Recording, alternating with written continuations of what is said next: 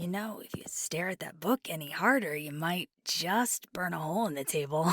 It's kind of hard to take in the details if there's cinders.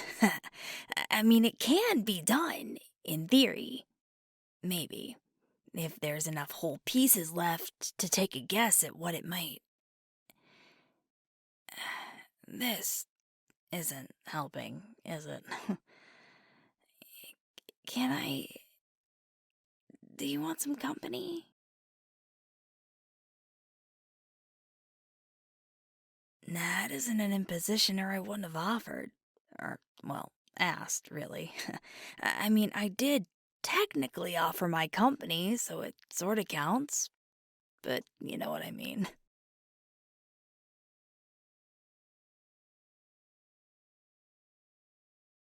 Yeah, I've got some time before my next class, and I was just gonna try to dig into some classwork in the meantime.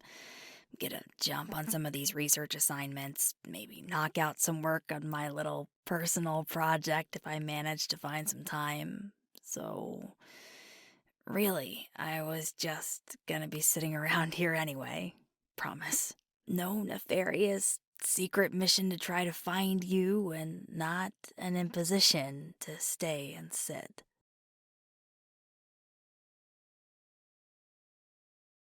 Cool. I'd say that poor book didn't do anything to you to deserve the looks you keep giving it, but it might have for all I know. I mean, some of them are cursed.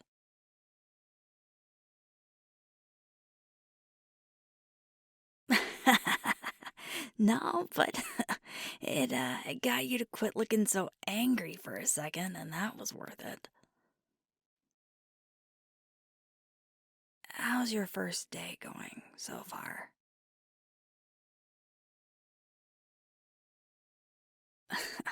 I can imagine. I know you probably heard it a million times between registration and today, but there's nothing quite like experiencing it. My dad loves this one quote. I think it's Oscar Wilde. Experience is the hardest kind of teacher. It gives you the test first and the lesson afterward. Oh, he was forever spouting that whenever my brother or I would get into trouble. When we both got to be teenagers, he'd just look at us, fold his arms over his chest, and raise one eyebrow and say, "This is the test." Oh, my mom would be standing there right behind him, and she'd just shrug and say, "Experience is the teacher of fools, while foresight is the teacher of wise men." In Latin. Don't ask me to repeat it. My Latin is laughably bad and would probably summon an eldritch horror if they were real. Oh, I always hated it when she said that. If I can be really honest and vulnerable at this very private school library table in the very public space that is the middle of our school library,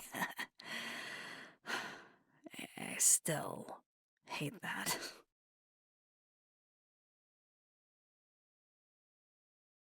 Yeah, of course.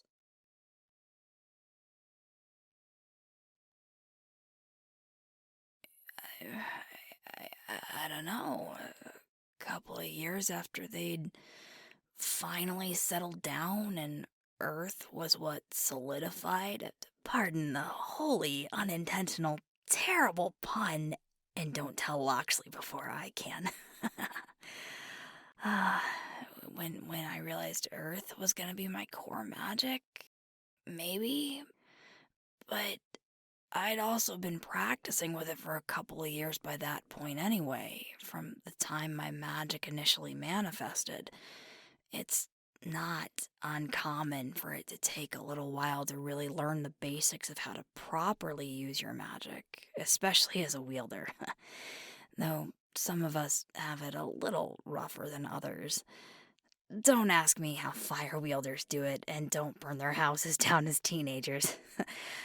Also, don't ask me about that rogue earthquake that was limited to the immediate radius of my home when I was 14, or the weird rock garden that suddenly sprung up in our backyard a couple of months later. Why?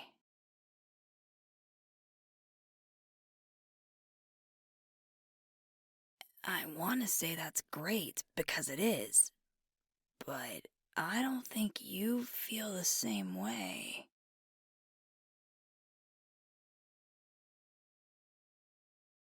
Hey, whoa. No one expects you to get this overnight, right? No one expects you to be perfect right out the gate. No one expects you to be even good at it right now. Especially with the powers you have. They aren't exactly as straightforward as what the rest of us have, and it's gonna take time to master them. You didn't even have the benefit of knowing magic existed before 3 weeks ago. How can you prepare and practice for something you don't even know is a possibility?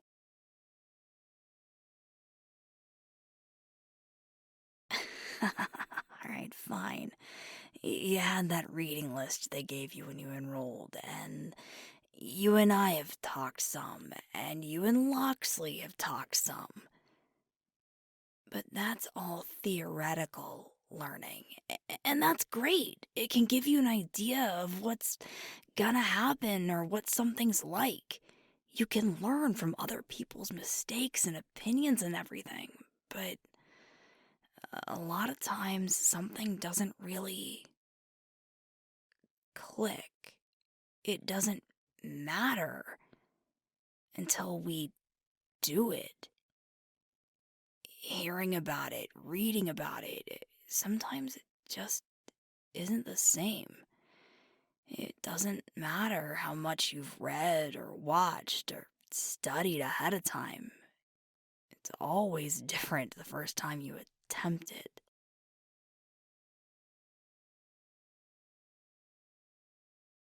Having faith in you and wanting you to tear yourself to shreds if you don't get it perfectly right on the first try are two very different things. They aren't even in the same zip code. We all believe in you. We're all in your corner, which means, sure, we want you to do well. But we know this is gonna be a process. It's exactly like learning to ride a bike. We're all mountain biking and going down black diamond trails. You're on the big wheel on the sidewalk. That doesn't mean you're bad at this. It doesn't mean this is hopeless. It doesn't mean we don't ever want you on a bike with the rest of us. It just means you're learning.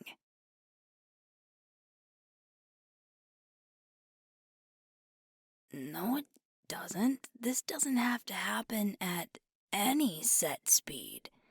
There's no wrong timetable for this. Would you be upset at a fourth grader who can't do advanced calculus?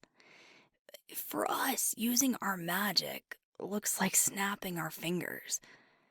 But we've all been doing this for years. We've had time and practice and training. You're just now learning that magic is, surprise, real, and that you have it, and that yours works nothing like most people's. Even one of those things would be something that would take time to adapt to and would throw a wrench in how quickly you'd expect someone else to pick it up. You're dealing with all three simultaneously. It's okay to give yourself some grace.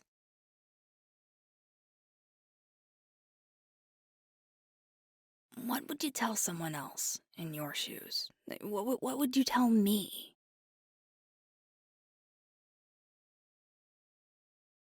So, why doesn't the same apply to you?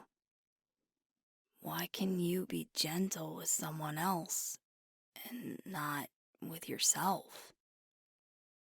You're just as worthy of that consideration. I get that. I do. But you're not going to let anyone down by learning. You're not letting anyone down by not performing at expert levels on your first attempt. You aren't letting anyone down. And I'm happy to keep telling you that as often as you need to hear it until you believe it.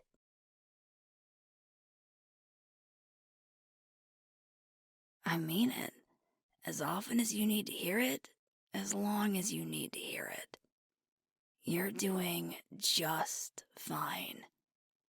And you've got people in your corner. You aren't alone in this. And you don't deserve to tear yourself apart.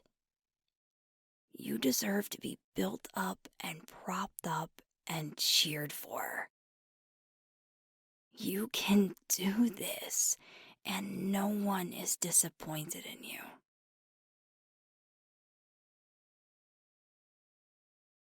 Yeah.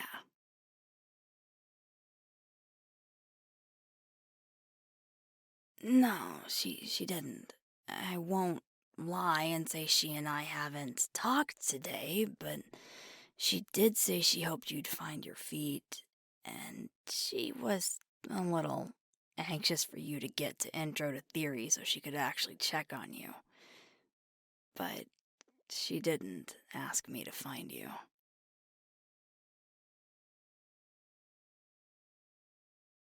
It wasn't in so many words, Loxley, but yeah, that was the gist of it. But even if she had asked that, though, if I'd decided to do it, I would have walked here anyway.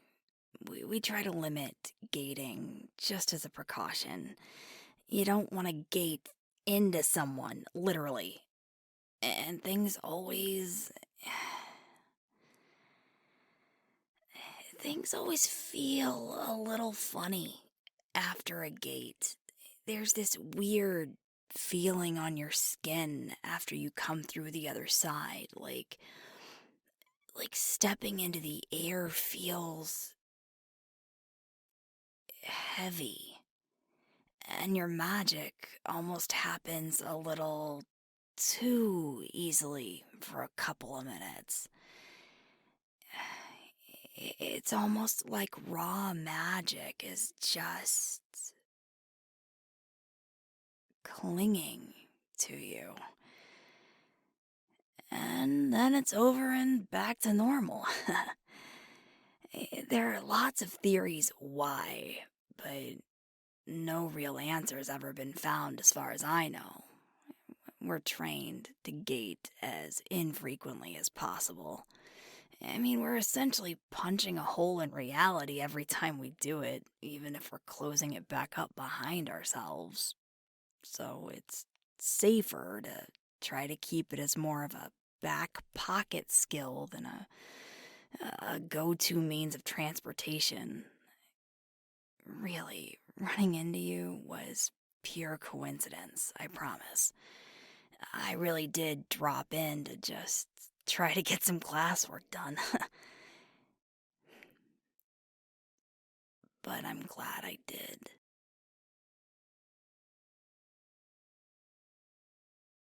Of course I can. I'm as free as a bird until my next class, and that's not for another 20 minutes. I'm happy to share that time with you. We can just sit here and talk about nothing, or we can go over your schoolwork. My time is yours, Recanter.